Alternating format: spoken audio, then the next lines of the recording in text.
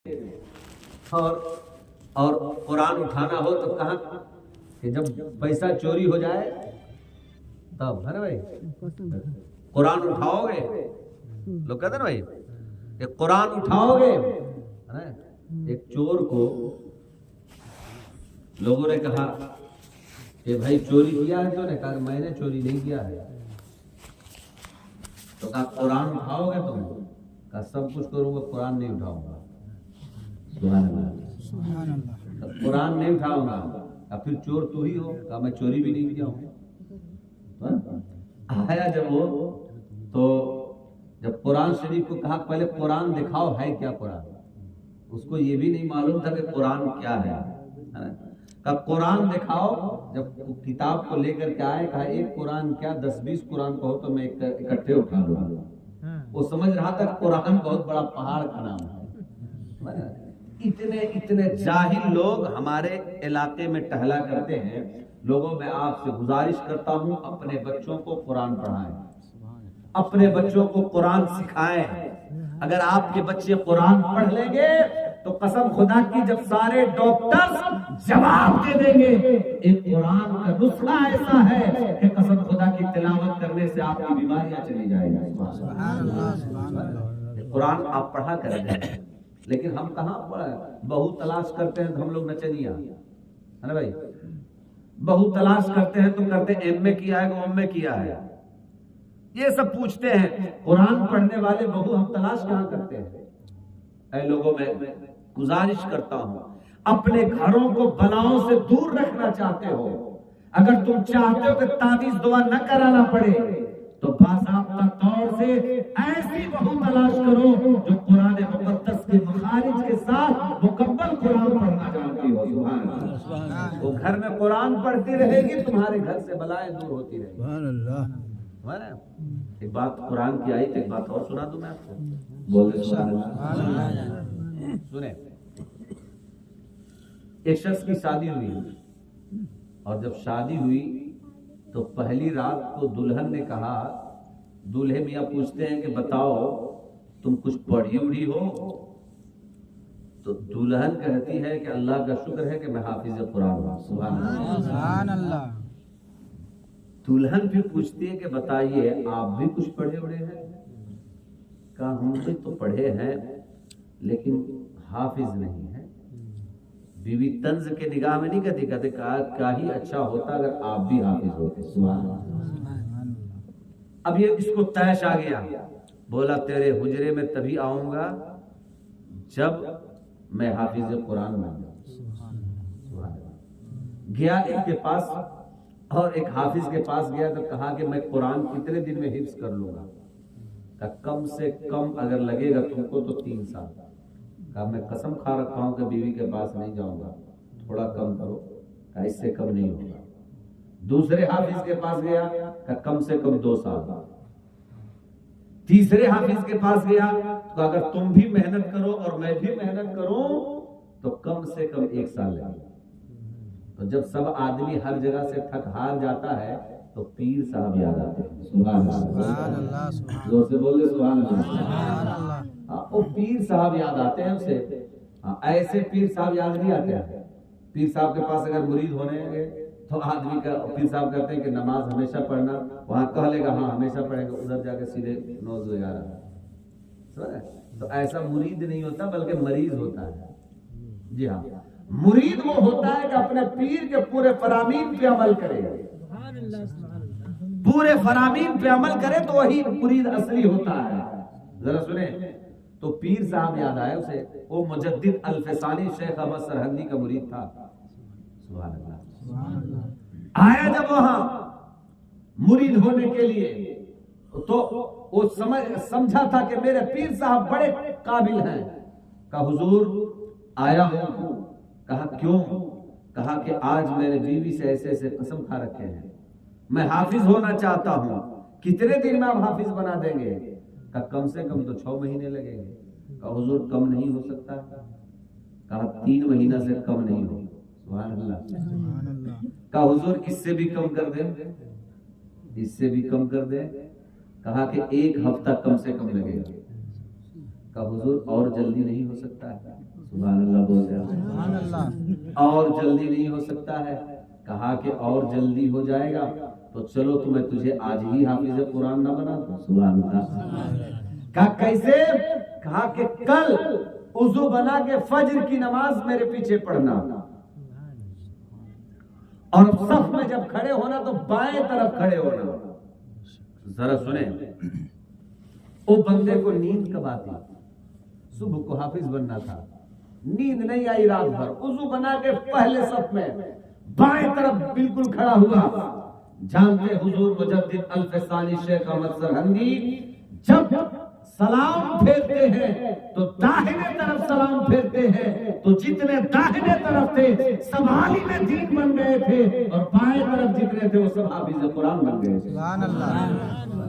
یہ اولیاء اکرام کے تصرفات ہوا کرتے ہیں، یہ اولیاء اکرام ہوا کرتے ہیں. اولیاء کے دامن سے کبھی دور نہیں جانا چاہیے.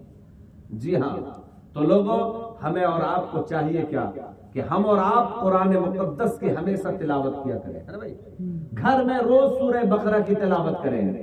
اگر گھر میں کوئی نہیں پڑھ پاتا ہو تو صبح جو گانا لگاتے ہیں، نیوز دیکھتے ہیں، تو اب نیوز دیکھ کے انسان فیصلہ کرنے لگتا، اب لگتا ہے کہ فلسطین نہیں بچے گا. دو چار اخبار پڑھ کے لگتا اب لگتا ہے فلسطین نہیں بچے گا. اب اسلام خطرے میں کہنا چاہتا ہوں، اسلام نہ کل خطرے میں تھا نہ آج خطرے میں، نہ صبح قیامت تک خطرے میں رہے گا. اور فلسطین کو اللہ حفاظت فرمائے گا کیونکہ وہ اللہ کا گھر ہے. سبحان اللہ. سمجھ رہے ہیں؟ ہمارا گھر ہوتا ہے تو کون حفاظت کرتا ہے؟ ہم کرتے ہیں نا بھائی. جب خانہ کعبہ کو ابرہہ ڈھانے آیا تھا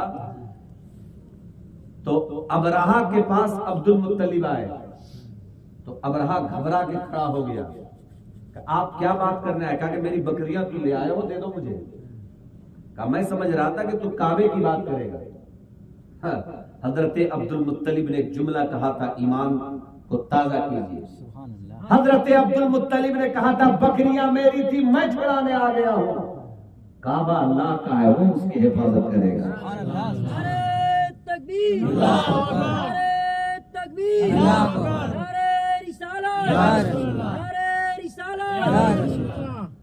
اور مسجد اقصی کا ذکر قرآن میں ہے، سبحان الذی اسری بعبدہ لیلا من المسجد الحرام الی المسجد الاقصی. سبحان اللہ. نہ قرآن مٹایا جا سکتا ہے نہ مسجد اقصی مٹایا جا سکتا ہے، کیونکہ قرآن کی حفاظت کی ذمہ داری میرے اوپر نہیں ہے، بلکہ رب نے کہا انا نحن نزلنا الذکر وانا لہ لحافظون. اس قرآن کو میں ہی نہیں اتارا ہوں، میں ہی اس کی حفاظت کرنے والا ہوں. جب رب حفاظت کرنے والا ہے تو وہ بمباری تو کر سکتا ہے، مسلمانوں کو برباد تو کر سکتا ہے، وہاں کی عمارتوں کو تہس نہس تو کر سکتا ہے، لیکن وہ میرا پہلا کعبہ ہے، اسے کبھی وہ ہلا نہیں سکتا ہے، کیونکہ اس پہلا کعبہ وہ گھر میرا نہیں ہے، وہ گھر اللہ کا ہے. اور میں دعا کرتا ہوں اے رب وہ گھر تیرا ہے تو اپنے حبیب کے صدقے میں، اپنے نبی کے صدقے میں اس گھر کی حفاظت تو کرنے والا ہے. تو لوگوں میں آپ سے گزارش کرتا ہوں ہم قرآن پڑھیں اور بالکل عمل کریں اسے. ہاں، ہم لوگ یہاں پیر صاحب کے پاس ہم لوگ جب مرید ہوتے ہیں تو پیر صاحب کہیں گے چوری نہیں کرنا تو دھیرے سے موبائل چھپا لے گا، کہیں جائے گا تو کسی کا لہسن کباڑ لے گا. ایسا ہوتا ہے. پیر صاحب کی بات پر جب پیر صاحب آئے گا ہاتھ چومے گا، اتنا چومے گا چاٹ کے لگتا ہے کہ آج ایک دم پکا مسلمان ہو جائے گا. جو انسان اپنے ماں باپ کا ہاتھ نہ چومے اسے پیر کا ہاتھ چومنے کا کوئی حق نہیں ہے، اسے عالم دین کا ہاتھ چومنے کا کوئی حق نہیں ہے. جو انسان اپنے ماں باپ کا تلوا نہ چومے اسے کسی پیر کا ہاتھ چومنے کا کوئی فائدہ نہیں پہنچے گا. اگر چومنا ہے تو سب سے پہلے ماں باپ کے ہاتھ کو چومو پھر پیر صاحب کو چومو. ایک مرید صاحب غوث پاک کے بارگاہ میں آتے ہیں کہ حضور میں مرید ہونا چاہتا ہوں. کہ مرید ہونا چاہتے ہو؟ کہاں مرید ہونا چاہتے ہیں؟ کہا ہاتھ بڑھاؤ میں مرید کرتا ہوں. کہ حضور میری 2 شرط ہے. کہا کیا؟ کہا میں چور ہوں، چوری نہیں چھوڑوں گا. اور نماز پڑھتا نہیں ہوں پڑھوں گا بھی نہیں. سمجھے؟ نماز پڑھتا نہیں ہوں پڑھوں گا بھی نہیں. کہا کہ تب بھاگو یہاں سے، تم کو مرید نہیں کر سکتا ہوں میں. کہا حضور اتنے گنہگار آپ کے دامن میں، ایک میں بھی صحیح. سبحان اللہ، سبحان اللہ. مجھے بھی مرید کر لیجئے.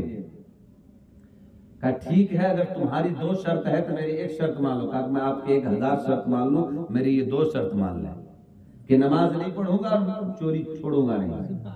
کہا میری 1 شرط کیا ہے؟ غوث پاک نے کہا کہ ٹھیک ہے، جب اذان کا وقت ہو جائے تو اذان دے دینا. سبحان اللہ.